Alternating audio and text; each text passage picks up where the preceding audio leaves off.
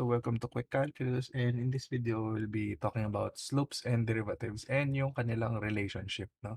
So pag sinabi sa atin na slope, so from our previous classes, slope is just m is equal to y1 minus y naught over x1 minus x naught. Tama?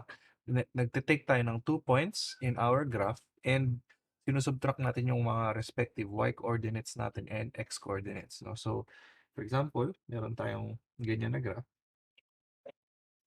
and meron tayong curve.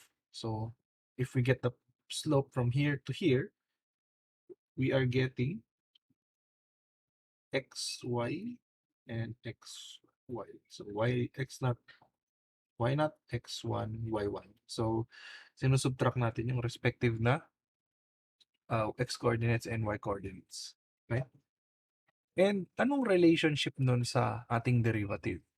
So, kapag derivative, sinasabi natin na n is equal to f of x plus delta x minus f of x all over delta x.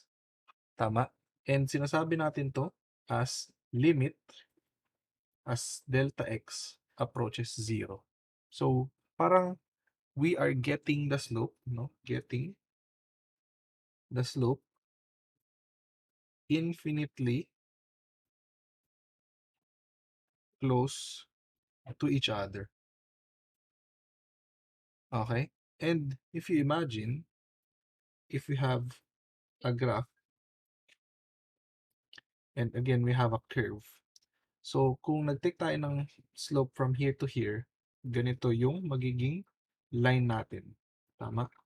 Paano kung pag pinagdikit pa natin sila? So, kung dito and dito, 'di ba? So, pag pinagdikit natin, magiging ganyan, 'di ba?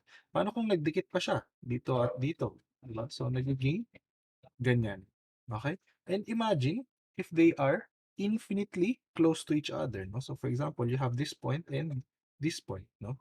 So, kapag we have this point and tinake natin yung line sa kanya, it becomes a tangent line. Okay? It becomes a tangent line.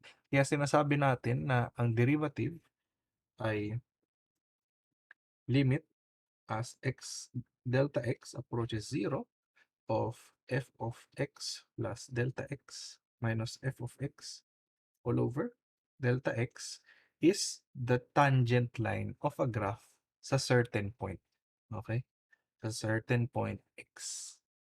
Okay, so yun lang naman yung relationships ng slope and derivative. So nakuha natin yung concept ng derivatives from infinitely getting close to each other na 2 points and getting the line.